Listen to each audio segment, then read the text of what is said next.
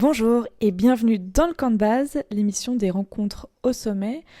Contrairement à d'habitude, j'ai pas fait un extrait vendredi, mais ce soir vous allez pouvoir entendre les enjeux du sujet qui va nous intéresser demain, qui est le pastoralisme. Et donc je laisse s'exprimer Sébastien Maillan-Rosset, qui reparlera demain. Il est directeur de la Société d'économie alpestre de la Savoie. Et il va donc ce soir nous expliquer les enjeux du pastoralisme et vous pourrez retrouver l'épisode complet. Cet extrait n'est pas un extrait de l'épisode, c'est vraiment un petit bonus. Voilà, je vous souhaite une très bonne journée, une très bonne soirée et je vous dis à bientôt dans le camp de base.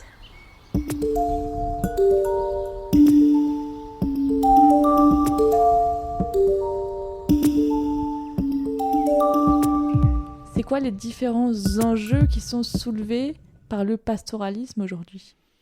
Si je reprends ce que j'ai dit tout à l'heure, le changement climatique aujourd'hui, c'est un vrai enjeu. C'est un vrai enjeu parce que les alpages, c'est des têtes de bassin versant. Les têtes de bassin versant, quand on parle de ça, c'est l'eau. C'est l'eau de nos vallées, en fait. C'est l'eau qui alimente nos vallées. Donc, c'est comment, en alpage, déjà, demain, on va avoir assez d'eau pour, pour abreuver nos troupeaux. Comment on préserve aussi cette eau qui alimente les vallées. Et donc là, il y a un vrai enjeu à pas se regarder simplement le nombril, mais à se dire, tiens, quand il y a enjeu là-haut, on arrête de fonctionner en silo, puis on se cause. Puis souvent, quand on se cause, on trouve des solutions. Et l'idée, en tout cas pour le pastoralisme, dans un contexte de changement climatique, sur les Alpes, c'est assez important, parce que les Alpes, c'est l'endroit où ça se réchauffe assez fort, quoi. On a pris 2 degrés en 50 ans, hein, grosse maille, c'est à peu près ça. Les névés qui étaient des réserves sur pied pour alimenter les sources, les troupeaux l'été, on voit bien que passé le 15-20 juillet, ça se tire, quoi.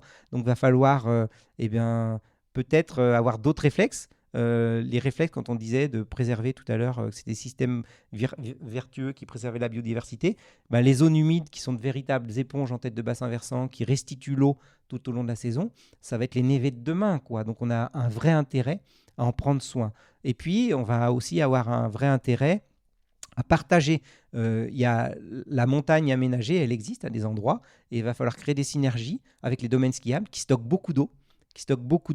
Va falloir qu'on se parle plus, qu'on se parle mieux pour partager ces ouvrages, pour distribuer l'eau aussi aux troupeaux l'été. Il y a EDF aussi, qui est un acteur important de nos territoires, avec qui on travaille aussi, pour voir comment, dans ces grandes réserves là, qui sont parfois juste à côté de nos troupeaux, qui eux manquent d'eau, il n'y a pas moyen de mieux organiser les choses pour partager cette eau.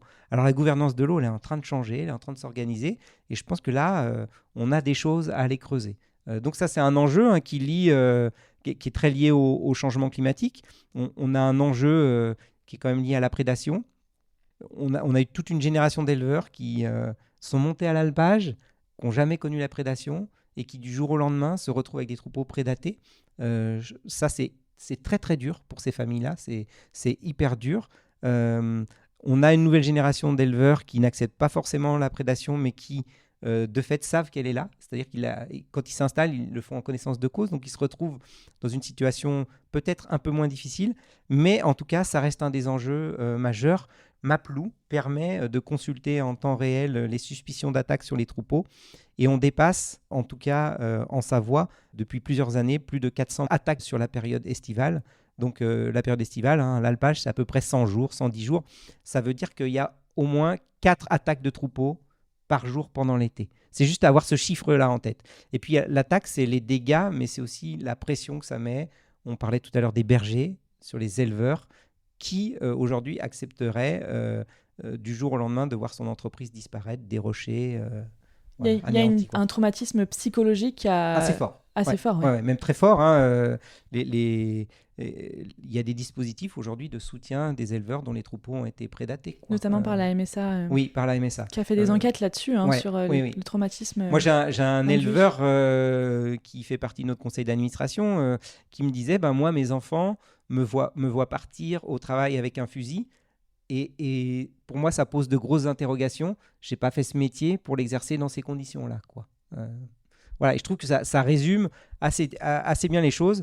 Puis il y a une autre phrase qui m'a aussi marqué. C'est des éleveurs qui me disaient « Avant, on était heureux de sortir nos troupeaux au printemps. Maintenant, on est soulagé quand on les rentre à l'automne. » Et je crois que ça dit ça dit assez bien, ça résume assez bien ce que vivent les éleveurs sur le territoire. Est-ce qu'il y a des politiques publiques en lien avec cette prédation qui est mise en Alors, il y a des place? politiques de soutien financier, à la fois pour les dispositifs de protection, à la fois pour l'indemnisation, mais je pense que les éleveurs souhaiteraient être soutenus autrement que, euh, que sur des systèmes qui guérissent, quoi. Parce qu'en fait, c'est ça, on essaye de soigner un mal qui est là, quoi. Euh, donc, si on écoute aujourd'hui les éleveurs, je pense qu'ils ont une ouverture d'esprit hyper importante. Ils savent très bien qu'on ne reviendra pas en arrière sur la question du loup. Par contre, aujourd'hui, on a une intensité qui n'est pas acceptable sur les troupeaux. Et on parlait beaucoup de durabilité. Aujourd'hui, il y a une vraie question à se poser. On a une agriculture qui est durable au sens premier du terme, qui valorise des ressources spontanées, qui mobilise très peu d'intrants finalement, qui permet d'avoir des montagnes habitées. Et finalement, on est en train de fragiliser l'agriculture que tout le monde souhaiterait finalement. Euh, la vraie question qu'il faudrait se poser, c'est quelle biodiversité on veut en fait. Parce qu'aujourd'hui, un troupeau qui doit faire face à la prédation, bah, tous les soirs, on vient le reparquer au même endroit, près de la cabane, pour que l'éleveur puisse dormir à côté et protéger son troupeau. Et bien tout ça, ça veut dire que bah, à cet endroit-là, c'est sûr qu'on va matraquer la montagne. Et si vous promenez en montagne, vous allez voir des endroits où il y a des parcs de nuit, où il n'y a plus que du sol, il n'y a plus de végétation, quoi.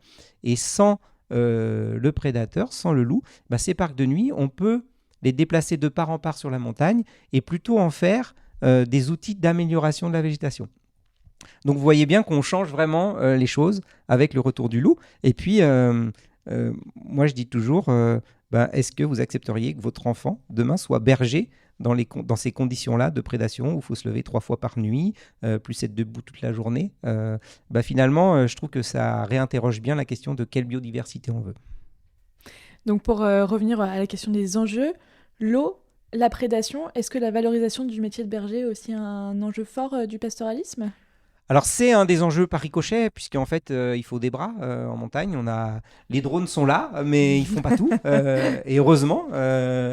Mais du coup, je trouve que c'est encore un endroit où on n'est pas rattrapé par une mécanisation à outrance, où la place de l'homme finalement, elle reste encore centrale, puisqu'on n'a pas encore réussi à remplacer le travail d'un berger, quoi. Et évidemment, il faut des gens pour mener à bien les troupeaux en montagne. Et puis, en Savoie, c'est à peu près, je crois, entre 200 et 260 bergers qui travaillent, quoi. Donc, c'est pas rien. C'est un des plus gros départements employeurs, quoi. Et il y a un vrai enjeu, hein, effectivement, à former des gens qui ont envie de rentrer dans ce métier. Donc, il y a une formation qui existe, hein, qui est au niveau régional, qui forme 10-15 personnes par an sur notre région, quoi. Mais c'est pas toujours suffisant. Donc il faut aussi, historiquement, on a aussi des fils d'éleveurs ou des gens des bassins laitiers. On voit bien que sur des gens du Jura, du Doubs, des jeunes hommes ou jeunes femmes qui viennent faire 1 ou 2, 3 saisons en alpage. Pareil, des gens des bassins laitiers bretons qui viennent aussi parfois prêter main forte sur les alpages savoyards, quoi. Là, toute la question, c'est comment finalement on renouvelle ces générations de bergers. Et puis, c'est ce que je disais tout à l'heure, comment on fait durer les personnes dans un métier pour faire en sorte qu'ils aient envie de rester. Et ça tient à plusieurs choses, hein. C'est le cadre réglementaire qui encadre la profession, c'est les conditions matérielles. Est-ce que ma femme, mes enfants vont pouvoir me rejoindre le week-end? Est-ce qu'on va pouvoir avoir un peu d'intimité? Est-ce que tout simplement, même moi, si j'ai pas ma famille qui vient me voir le week-end, je suis bien logé, etc. C'est un ensemble de choses. Et puis après, il y a des endroits où toutes les conditions sont très bien réunies. Et puis pour autant, il y a des cycles. Il y a des cycles où pendant 7, 8, 9 ans, tout va très bien se passer, puisqu'il y a des binômes formidables qui vont se créer avec les alpagistes. Et puis, des fois, l'histoire s'arrête. Et puis, il faut reconstruire un cycle. Et ben, c'est pas toujours évident. Est-ce que tu vois d'autres enjeux de ce pastoralisme? On en a parlé tout à l'heure, hein. C'est vraiment la question du partage de l'espace. Ouais. Les conflits d'usage. Les conflits d'usage, ouais, et de se dire comment, finalement, moi, je dis toujours, et les collègues me disent, peut-être dire que je me répète, mais en fait, il n'y a pas de solution, il y a pas de problème technique. Il n'y a que des problèmes humains à ces endroits-là, quoi. Et c'est comment, dans des économies où il faut aller toujours un petit peu plus vite, on se pose pour se mettre autour de la table en se disant quelque part, on perd du temps pour en gagner ensuite. En fait, l'enjeu, il est là, quoi. C'est-à-dire que faire du préventif, c'est toujours plus efficace que faire du curatif, quoi. Et ça, pour moi, c'est hyper important. Et c'est créer ces espaces de dialogue, c'est un des rôles de la SEA à plusieurs endroits pour permettre justement que les choses s'articulent. En fait, faut imaginer qu'il y a plusieurs rouages avec une montagne partagée, avec des gens qui se côtoient, qui fonctionnent en silo et qui parfois se parlent peu ou pas, alors que les solutions, même parfois sans la SEA et souvent sans la SEA, peuvent se trouver, quoi.